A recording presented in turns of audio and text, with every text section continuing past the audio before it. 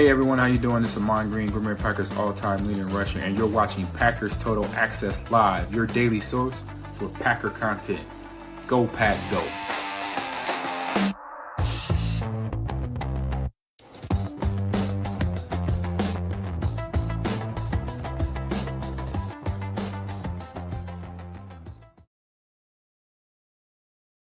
What's up, guys? Welcome into Packers Total Access. My name is Clayton. You can check us out on packernet.com. Find me on Twitter at Packers_access. Joined alongside Tim in Green Bay. We may have Jacob and Emilio joining us shortly. We'll see how that goes. We're here to talk Packers. Obviously, a tough loss there yesterday to the Carolina Panthers, 16-13 at Lambeau Field. We're going to continue to dive into that, guys, and we're going to have some reaction videos as, if we have time, on the Pat McAfee show, Dan Orlovsky commented on the state of the Packers right now. We'll get his take, as well as John Gruden kind of talking about the Packers, how he's seen the Packers as a Super Bowl favorite. Now, how do those odds change with Tucker Kraft now out of the lineup? We'll hit on that a little bit. We also have a poll question. Everybody check the poll question on YouTube right now. Get your votes in as soon as possible. We've had a poll up all day long on X. And really what it is, guys, is do you want to fire Matt LaFleur? Seen a lot of that coming across the feed on X. Facebook is littered with it. And I'm like, I had to take a step back. I was like, man, am I in the minority here? Like, am I really that out of touch that the large majority of the fan base really wants Matt LaFleur fired? And the way I look at it, guys, when the large majority is voting in opposition of you, you could really got to step back and kind of question yourself, right? You got to say, okay, I don't know. Maybe I am in the wrong here, right? So we'll give you guys the results there, talk about all that. And then if we have time, we're going to dive into the PFF grades as well, which, Tim, it's really, really odd, man. You go to social media, you go everywhere and kind of look at the results of this game, and you would think, man, the PFF grades must be cheeks. Actually not. It's actually pretty good PFF grades. And really it kind of goes hand in hand with how the game went, man. You just didn't make the key plays you needed to make to win the ball game. Your quarterback outpassed the opposing quarterback.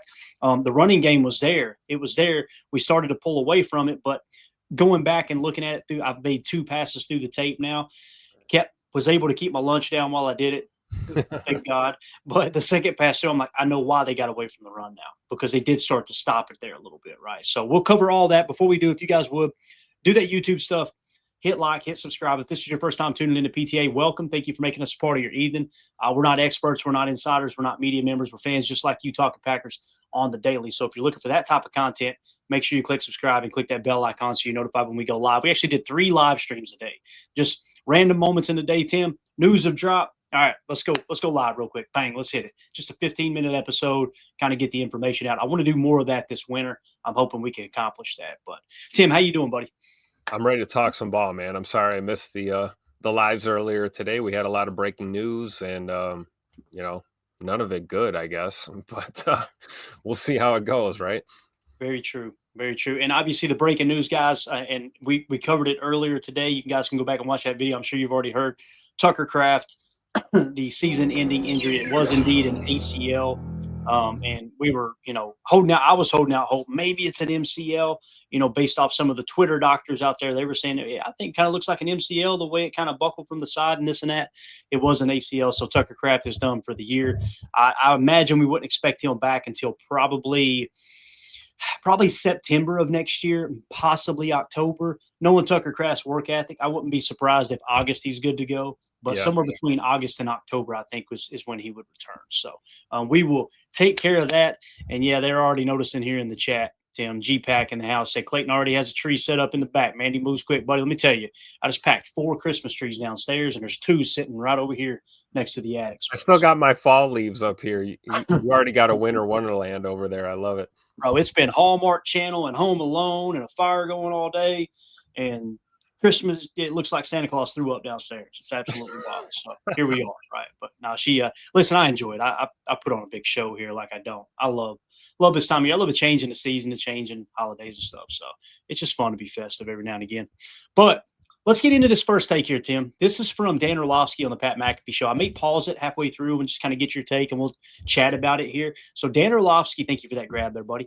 On the Pat McAfee show earlier today, I put a tweet out. And I want to give you guys my take on the front side of this video. I said, so fans have been screaming we're too conservative, while former NFL quarterbacks are saying we're too aggressive and too creative. What a wild place to be. And it's amazing, right? It's like one set of people watching the game are going, oh, man, we need to run the ball more. We're being too aggressive with the passing game. The other side is saying we're being too conservative with the running game. We need to pass the ball. It's wild. It's a wild place to be anywhere. Here's Dan Orlovsky on the Pat McAfee Show earlier today. Green Bay Packers fan who, hey, listen, Carolina Panthers, good football team. If you got kids in the room, anytime the McAfee Show is playing on the show, earmuffs. Earmuff it. I don't know if there's any F-bombs or anything, but there could be. So just fair warning here. Make sure the kids have got the ears covered up there. Team. That's a great football team. I see you shaking your head, Dan. You know that's a great football team. But I'm just curious, why is Jordan Love the way he is? Because like one week, like last week, Sunday night, he has that game against the Steelers, and you're thinking, okay, this is a guy that can lead this team to a Super Bowl without a doubt. And then, just not great yesterday, obviously. I think a lot of people think Matt LaFleur has something to do with that. 3rd and 11, calling bubble screens every single time or throwing it, 85 yards down the field. Doesn't really have a play in between those two. And then every play he called had options in between. It's the way the defense was played. Yep. But listen, I like Ty Schmidt, but he's about as casual a fan as you're going to find. I'm just being honest. He loved to sit down and break tape with that cat. That would be hilarious. They lose Tucker Kraft for the rest of the year, too, who has been their really only reliable playmaker week in and week out. I guess, how concerned should I be about the Packers moving forward? Yeah, I'm concerned. 3 reasons why. Yesterday's such an immature performance. Thank you. Let's just call it what it is. It's immature. Number one, if you guys have the clip, show the very first snap of the game for the Packers offense. Okay, very first snap of the game, he's going to have a tight end. You're calling the play to see if you can get the tight end crossing the field from his left to right. There's a little ball fake. The tight end's wide open. At worst, it's going to be a 40-yard gain. Jordan makes the play fake, moves out of the pocket unnecessarily. He's looking completely opposite side of the field. And my note is, where are your eyes? And I don't know everything that's going on in the room. But I know how that offense is taught, and you're taught, dude, if you get a backside tight end with a little bit of a attention route and you get a crosser and the backside of the defense is a little bit low, peek it. Just peek to see if they stay low, because then you could throw it. So in this case, I agree with what he's saying, Tim. My point is, why is that Matt LaFleur's fault? Again, Jordan Love has played great football this year. Great quarterbacks make mistakes. That's going to happen. We know it, right? We literally said it last week. After the Pittsburgh game, I said, guys, they're going to lose a game or two. They should win. That happens to every team in the National Football League. But again, when you try to rake the coach over the coals and say, oh, it was all his fault, it was all his fault. Ryan Schlipp does a good job of this on his podcast, where he always says, just because the play doesn't work doesn't mean it's a bad play call, right? Maybe the players did not execute the play the way it should have been. The play he's talking about, completely agree, watched it earlier. He should have threw it to the tight end. He should have thrown it to the tight end. That's just the way it is. But anything you want to add? You think God never farted? Anything else you want to add to that before we continue here? I think Brett summed it up pretty good right there. Sometimes guys crap the bed, right? You call the best laid plans. If you fail in execution, you're going to have problems, right? It is what it is. Absolutely. All right, let's continue on here with Dano. Right there, I'm like, Jordan, where are your eyes? Okay, that's number one. The inconsistency of his eyes. Some people would say, damn, where were your eyes when you ran out of the back of the end zone? But, eyes yesterday were concerning. The inconsistency of the decision-making. He has 2 balls that he just are effort balls. I'm launching it deep. Why? Why are we – it's 1st and 10. Look at his mechanics. This is Jordan. He's too good of a player to do this stuff. It's 1st and 10. You see, he's not trying to roast him. He's actually paying a compliment there too, right? He's like, man, we know how good he can be. And that play right there, Tim, you threw in the quadruple coverage. Yeah, right? No, bad read. Bad read. That's not an indictment on Jordan as a quarterback, right? I mean, other than the fact that it's a bad read. And you're never going to fault a guy for trying to throw it up there for your guy to make a play, but we need a better read than that for sure. Absolutely. Like even the throw to Christian Watson was somewhat in double coverage there early in the game. But that one, you like your chances a lot more than looking at the nose down, right up there, right on Scoot's face mask. I love it. It is worth saying, too, worth mentioning, Jordan had pressure in his face. Yep. But again, that doesn't give you an excuse to just chuck the ball into quadruple coverage, right? It gives you a great excuse to chuck the ball to the sidelines and, maybe hit the camera guy or something. Yeah, or J. Cole. He should have checked that down to Musgrave, right? There's options underneath. And every quarterback in the league makes these mistakes. It's just the great ones minimize the amount of times that they make those mistakes, right? Yep. Let's continue on here. It's almost like he dropped back. They came from the sidelines, and he was like, "Hey, I call this. You throw it." Okay, so that's my concern. Is like he's too good of a player to play the way he did yesterday, decision making wise. I think the second thing is this. I love Matt LaFleur. Okay. Oh no. I get this all the time from It's Mandy. like when you hear "with all due respect," and then you Yes. know it's about to be some disrespectful stuff coming out. I get this from Mandy all the time. She says, "Clayton, I love you," but and I go, "Oh no, here it goes." Right here we go. Let's see what he says. Feel like we're trending towards a direction where we're too dependent on creativity. Like we'll out scheme or out create things for people. Sometimes it is about just going and calling basic plays and out executing people or out physicaling people. And there's so much of this. Like, look how cool this design is. And I love Matt. He's outstanding. He's an unbelievable coach. But sometimes I'm like, we can just line up and run normal plays occasionally instead of, and I feel like they're too dependent on that. So, Tim, we have made that same very argument multiple times, right? We've talked about that over and over. Like, hey, sleeps on 3rd and 2. Yeah. Third and short. Why are we running 12 yards horizontally, right? So now when it works, we don't complain, do we?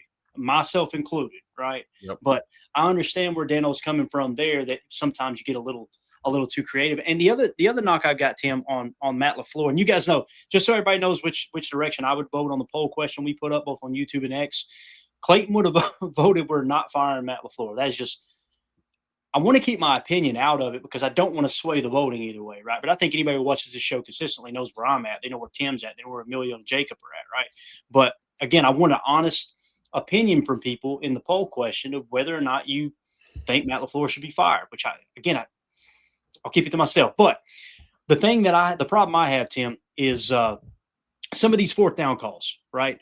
Where you don't have to go for it on 4th down. Like one thing that Bill Belichick did really, really well in his dynastic run up there in New England is, boy, he never turned down points. He never turned down points. And that was the same thing Michael Lombardi always talked about when in his book, Gridiron Genius and this and that, and working under Bill Walsh. Listen, until you have to go for it on 4th down, choosing going for a touchdown or a first down on 4th down as opposed to taking 3 points, until you get to that point, tally up those points, man. Keep racking them up. Now, if the argument is, well, you've seen our kicker, Clayton, he wasn't on yesterday, that's a valid argument too. It is. But me personally, I would say I would rather take my chances with a 30-yard field goal, 40-yard field goal, whatever it is, to continue to add points. And if the argument, Tim, is that, okay, well, you already missed a field goal or two, if that's the argument, good. That means the numbers favor us in this situation. It doesn't mean it's worse. It means you're that much closer to the next make because it is kind of a law of averages. Does that make sense, or am I just being off the wall? I think it makes complete sense because we hear the phrase 4 down territory thrown around a lot in this league. And I think everyone who watches a little bit of ball knows what 4 down territory is, right? Down distance, how much are you down by? How much time is left on the clock? Where are you at on the field? And then there's 4th and 8s that you don't have to take. And you can run your kicker out there and flip the coin in those situations. So I would agree with that. As far as your assessment on it, I would have liked to see the field goal attempt despite, makes or misses. You miss 100% of shots you don't take. Wayne Gretzky, right? Michael Scott. Yeah, Michael Scott. You're bound to hit one, especially when you're dealing with a veteran kicker like McManus, who's played through injury more than once in his life, has kicked in high pressure situations, high wind situations. You think it's tough kicking at Lambeau, kick up at Mile High in Denver, see how that works out for you. So I would have liked to seen McMoney get another attempt there for sure. Yeah. Jake with the super chat. Thank you so much, buddy. He says, how the NFL works. But when a business / team is not living up to expectations, it always falls on leadership. That's 100% true, Jake. It is. And again, right, but if your expectations are to go 17-0 and beat everybody 54-0, then you need to adjust your expectations. Absolutely, man. Absolutely. So, I think both things could be true there for sure. So, Jake, thank you for the super chat, man. You're right, man. And listen, I'm a business owner, right? I'm far from the best leader, but I try, right? I try real hard. And at the end of the day, when I lay my head down on the pillow, if I don't like the numbers, if I don't like the way things are going, both in my personal life, my marriage, my business, you got to self-reflect, put it on yourself. I love the fact that Matt LaFleur did that here. And listen, I was kind of second guessing myself about going for it on the fourth down rather than kick the field goal, things like that. Here's what Matt LaFleur had to say today at his presser when he was asked. And Rob Domofsky tweeted this out after the game on Sunday. Matt LaFleur said, going for it on 4th and 8 from the Panthers 13-yard line with 11 minutes left was a bad decision. Let's hear him say it here. Yeah, I mean, that's always the deal. I think going into the play, it's 3rd and 3. Like, not anticipating it going to 4th and 8, but it was a one-possession game, and the possessions were at a premium up to that point. I think that was our 6th possession of the game. So I know that there's more time left in the game, but thought we had a play that we liked that potentially could score, and it didn't work out. So that's just part of the risk of it. If it doesn't work out, it's going to get second guessed. And, interested, I had our guys take a look at just the probabilities, and it was like a 1% different in regards to win percentage. So not that it makes you feel any better. I mean, it didn't work out, so it is what it is. There you go. There you go. So a 1% probability difference there, Tim, right? Whether you go for it or not. Now, there's a couple different things that come into play here, and we'll wrap this segment up. But, if he gets it there and they end up scoring a touchdown, Packers win this ball game, we're not talking – I don't think people are going, wow, what a gutsy call by Matt LaFleur. It just gets brushed to the side. Hey, we won. The narrative would be, with the same people that are screaming fire LaFleur, the narrative would be, man, we played down to another opponent. It wouldn't be, what a great call on 4th down. When you don't get it, oh, my God. So, again, I wish we would have kicked the field goal. He's talking about the probability and things like that come into play. Completely respect that. And the people that say, hey, I know it's at the 13-yard line, it's still not a chip shot with the way the kicking game's going right now. I can understand that as well. So let me put this poll question. That's what football is, right? Yeah, absolutely. The only thing guaranteed is every Sunday 22 guys are going to bang heads. That's your guarantee. Everything else is up in the air, man. Yep. And here's the poll question I put up, guys.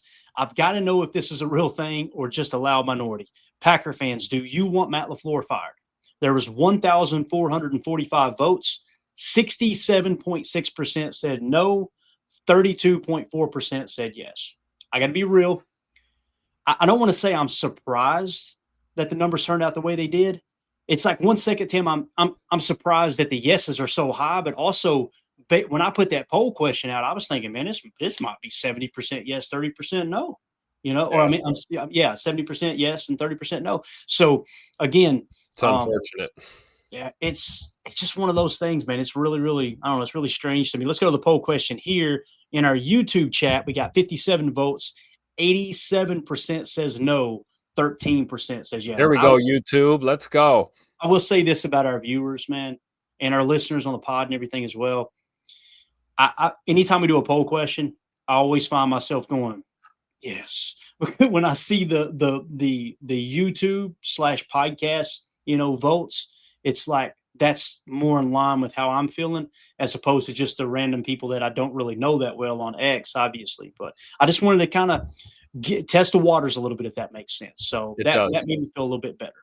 I like your point too. It's like, when Matt, calls something or takes a chance or plays conservative, whatever it is, if it doesn't work out, it's fire Matt LaFleur. It's, he's terrible. And if it does work out and it looks great and we win ball games, it's like, oh, well, no big deal. Like that's what you're supposed to do. And you got to be at least consistent, right? We talk about this team. We want consistency out of our team. Be consistent as a fan. Like, don't flip flop around, man. Like, it's crazy.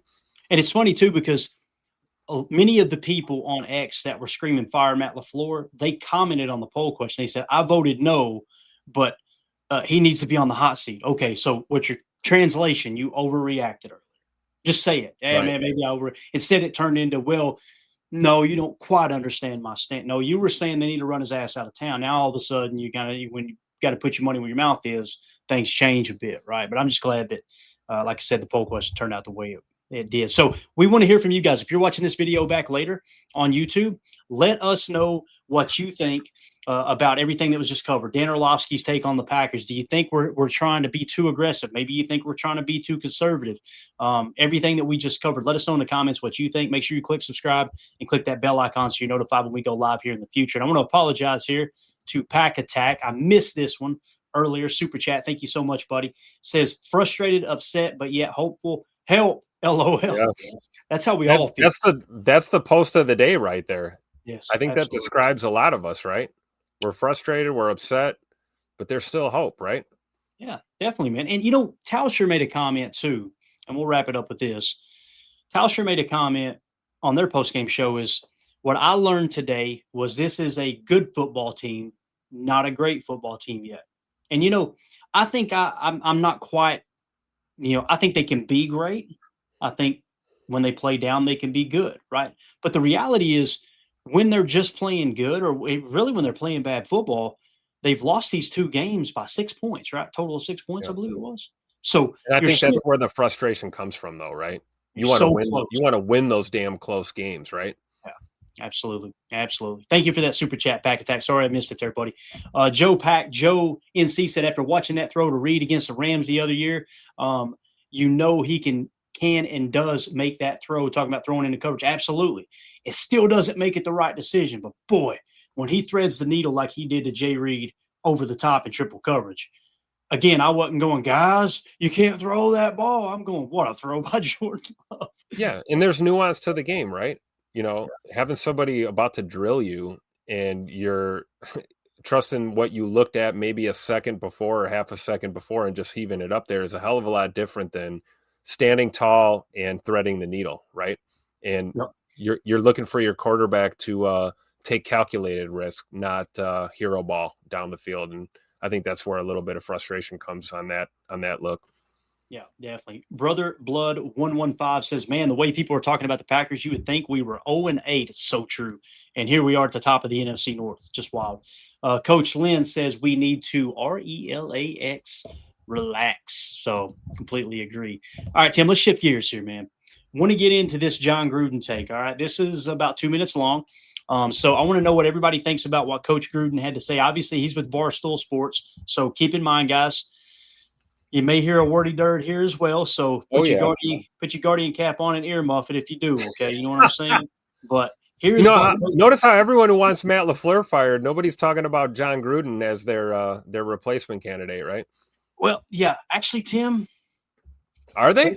There were several people on X going, give me John Gruden. I'm going, boys, if y'all looked at the win percentage. And listen, if Matt LaFleur wasn't the coach, if Matt LaFleur was not the coach for the Packers, right? If they did make that decision, there's nothing I can do about it, right? And they decided to move on. I'm not going to lie. It would be fun. It would be fun having Chuck as coach. This guy right here is now. Where's Mooch at too? Can we get Mooch in the fold? Poach Andy Reid. We'll trade 3 first-round picks for Andy Reid. Get him coaching the tight ends. It's like party like it's 1994, baby. Let's go. All right, so here we go. This is Coach Gruden with Barstool Sports. Again, guys, there may be some bad words in here. I can't remember if there was or not. They've got John Gruden and they've got Greg Olson, who was obviously on the call yesterday. This is them kind of breaking down what they've seen. Here we go. Coach, I know you are a Packers guy. We've sat here and you've told me how, the Packers are the best team in the league and this and that. And then you turn around. They've lost to Cleveland. They've lost to Carolina. Are they still one of your Super Bowl favorites, Coach? Well, I don't know, Dave. After losing Tucker Kraft, that is a big blow to the Packers. That was a disappointing outcome. They were 13.5-point favorites. I can't explain what is going on in the NFL. I mean, the Lions coming off a bye, the Packers both in the same division. They just don't look good in Green Bay yesterday at all. And I give Carolina credit. They came in with a ball control offense, and they just ran the clock and won the game of field position, and they got enough out of their field goal kicker. But Green Bay, you're right, Dave. They ticked me off basically yesterday. I was shocked at their inability to get anything going on offense. And I'm telling you, losing Kraft is big, man, because losing Kraft is big, but I got to disagree with the coach there. To say they couldn't get anything going on offense, That's just simply inaccurate. We tied the freaking ball game in crunch time. And Jordan Love ended up throwing for 270 yards. We were averaging over 6 yards a carry at one point in the game. I think it was into the third quarter. Now they started to stop the run there. I think we finished, as I think Jen mentioned earlier in the chat, someone in the chat mentioned, we ended up finishing over 5 yards per carry as a team.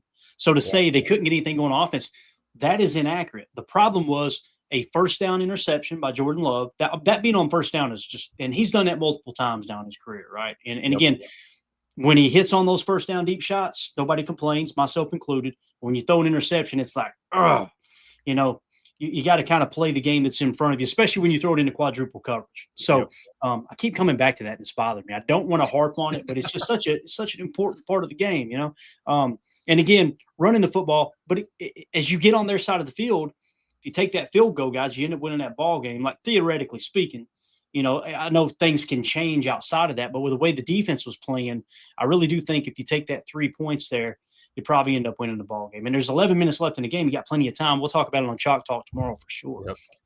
Real quick, I love the photo selection for Coach Gruden, by the way. He looks like a cross between Chucky and Stewie Griffin coaching a football team. I love it. Great screenshot, Clay. Good old Stewie Griffin, man. I'm telling you. Where's my money, man? Where's my money? Best clip ever. The way he sips that orange is, that's funny. Hits him with the glass. Anyway, Peter's going to get after me for him beating up on Brian. Jen Wright in the chat says 9 plays, 10 plays, long drives. Exactly, right? So definitely disagree with the coach on this take as well there, Jen. So they did have some stuff going. It's situational football, not capitalizing on those key moments, right? That's the main thing here. All right, here we go. Let's continue. Because he bails them out in a lot of situations. Talking about Tucker bailing us out. And he's a good blocker. Some of the things he doesn't even show up on the stat sheet. But that was a horrific loss for Greg, Green you Bay. called the game. I mean, people were getting mad at me because I said Drake may have him way ahead of Jordan Love on my big board of QB rankings. Greg, what'd you think? You called the game. Yeah, I mean, it played out.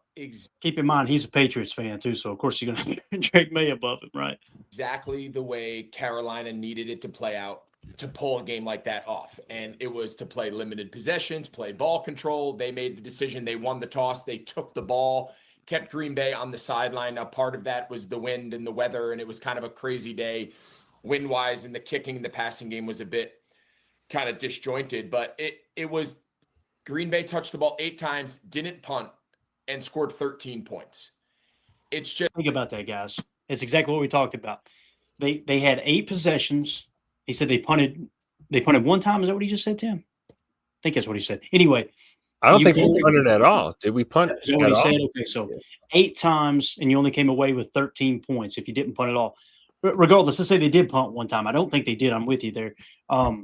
You got to come away with more points than 13 points. You just got to. You stayed on their side of the field all day long. So to me, it wasn't that you couldn't get anything going. It's like Jen Wright said.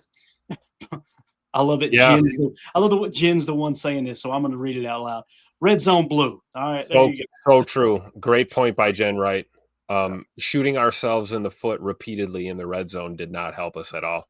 I mean, this could have been a 27-16 type of game if we didn't shoot ourselves in the foot.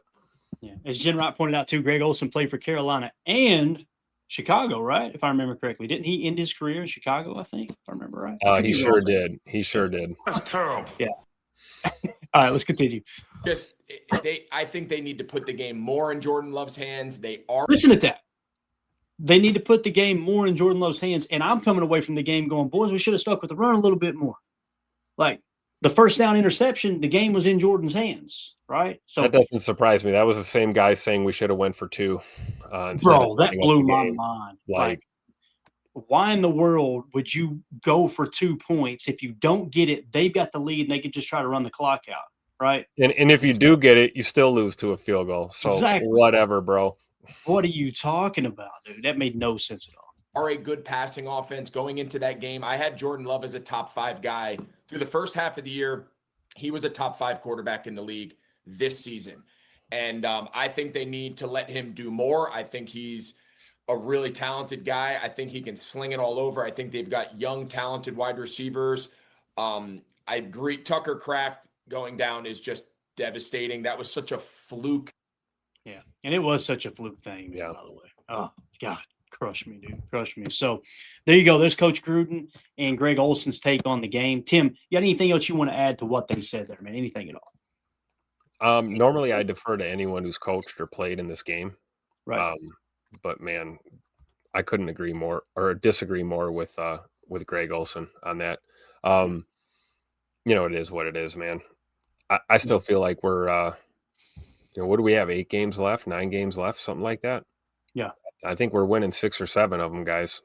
This team's going to have hiccups throughout this year. I don't think one loss, as ugly as it was, determines who this football team is. Yeah. Matt LaFleur said it best. He said, what do you say? You're 5-2-1. You're in first place in your division. You got however many games left in the season. You just got to move on. It's time to move on, Yeah. And Kansas City's 5-4 right now, but all I hear is about how they're still the real deal. All right. Exactly. Exactly. Holmes MD1, good to see you, everybody. He says, Clay, we needed to throw it more. We ran it decent, but this game wanted an air attack. Did we see the wind? Like, to me, some of those throws were off the mark. Like, I think when Jordan dropped back to throw that ball to Christian, he expected to get on a little more there on the line, and you notice what direction it went in. Also, when Jordan threw back across his body on that 4th down, going for it on 4th down, that ball just floated and hung up there. So, to me, when the wind's a factor like that and you're averaging 6 yards a carry most of the game, I've just got to respectfully disagree there, Holmes. I don't understand. If I'm the coach and I'm watching that game, and you're going, okay, this is going to come down to a 1-possession game. Take all the points you can get, and why don't you? They just said, Greg Olson just said, and whether you agree with him or not, it's cool. But he just said. And Coach Gruden said it too. Their goal was to come into this game and control the clock. They want to control the possession. So how do you combat that? You do the same thing, especially when you're moving the sticks, guys. They have one of the worst run defenses in the league. Exactly. That was, our number one object. Oh, I love this right here. I got to hit this. Here we go. Holmes MD1 says, short game, Clay. Jordan has the arm. Bub, did you watch the pick? Of course, Jordan's got an arm. Brett Favre had an arm. When you're throwing into 25 and 30 mile an hour gusts in Lambeau Field where the wind's swirling. I'm sorry, man. Again, I probably shouldn't even highlight it because. No, but to your point, like you said, Carolina came out and controlled tempo and controlled possessions. So I can see that. You're playing right into what they're trying to do. Right. And that's what I'm saying. Like we need to resist that temptation to feel like we got to go out there on every drive and get it done on 2 plays, chucking the ball down the field. I agree with that, Clay. Okay, so he's saying no short passes, Clay. He's saying he wanted that in rhythm short throws. Now think about this, though, Holmes. Go to Twitter and look at all the complaints. The majority of the complaints on Matt LaFleur, if I see another screen pass, if I see another bubble screen, if I see another – and then the argument turns into short the middle game is what I mean. Crossers, digs, drags, things like that. I somewhat agree with that, right? I do too. We saw some of it, right? We saw Rome with a couple of those. Yeah, hit a 30-yard gain. It's going to make Chalk talk tomorrow. I think it was a 30-yard gain. Love to Dobbs 30 yards on a 2nd and 20. I believe, if I remember correctly, that was across the middle, right? So short underneath. So I understand what you're saying, Holmes. It's just we're saying that, right? We're looking at that, and you go to X, and people are literally mad that they're throwing the short game. So again, you can't make everybody happy, right? That's just the way it is. But anyway, if you guys are watching this video back later, let me know in the comments what you think about Coach Gruden and Greg Olson, what they had to say. Be nice to Greg, okay? I know there's going to be some. I'll tell you what I think about Greg Olson. F him. That's what it's going to be. But let us know what you guys think in the comments. Did you agree with their take? Did you disagree? Anything that we might have missed here, make sure you throw it in the comments. Click subscribe, and make sure you click that bell icon so you're notified when we go live here in the future. So, Tim, is there anything you want to hit here before we jump into the PFF grades, man? Anything at all you can think of? Happy birthday, Tucker Kraft. Sorry, your party sucks so bad. Get back soon. That's about it. Fresh on my mind, man. It's so break tough. Out the 11 personnel, baby. Let's go. 10, 11, and 21. Let's go. It is tough, man. And I'm with you. I think 11 is the answer right now. Press into 11 personnel a little bit more. Emilio's hell bent on 10, and I'm going, whoa, man, I'm kind of with him there a little bit, right? Why not? Let's just. Hey, I'll tell you this, though, man. You come out in a 4-wide set, and they got to make a decision. Do we go nickel or dime? And if they go dime, and you spread stuff out with a 2x2 set, you just go dubs, dub Baylor or whatever. If you go with that, Well, you're talking about opening stuff up for the running game too, and the screen passes as well, because you're really stretching the defense. So I can understand that. It's just what prevents me from buying completely into him is looking at it from the perspective of what's the rest of the league doing. You know, when you get so far out there in right field away from what the rest of the league doing, because right now all the fat is the 12 and 13 personnel. Sure. The advanced metrics are showing that's the way to pass the football, is because now they're saying that teams may start getting away from matching personnel and just going with down and distance, kind of like back in the 90s. If you guys don't know what I'm talking about, basically it's if we show a 12 personnel, people go to base, right? Yep. But, back in the 90s, it was more about down and distance. So what that means is, let's say a team comes out, Tim, and it's a 3rd and 8 play, and you come out in 12 personnel, rather than matching base, they would go with their nickel and play it like a passing down. If it goes in that direction, then you're going to see the running game amplify a little bit. However, if you're really, really disciplining your defensive play call and you make sure it's just geared around obvious passing situations, which we had an obvious passing situation yesterday, and if I can find it here. Is that where Jordan checked to a run? No, this is when we were on defense. Oh, okay. This was it was a huge play at the end there. Micah Parsons talked about it. So, yeah, at the 50-yard line, so we're at midfield. It was a 19-yard run by Dowdle on a 2nd and 10 play. Micah said, yeah, we were expecting pass there, and they ran. Now, some fans are going, how can you expect pass when you ran all day? The situation, Bob.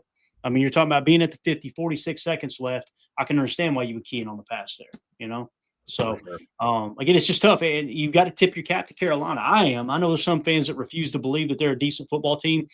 They're 5-4. Well, who they played? Okay, now we're back to this strength of schedule thing. Yeah. And this. They got the same record as the Chiefs, who are still apparently, favorites to possibly win another ship. So, and AFAM still wears his banana hammock with Patrick Mahomes' face on it, so we know that. That's the way that goes.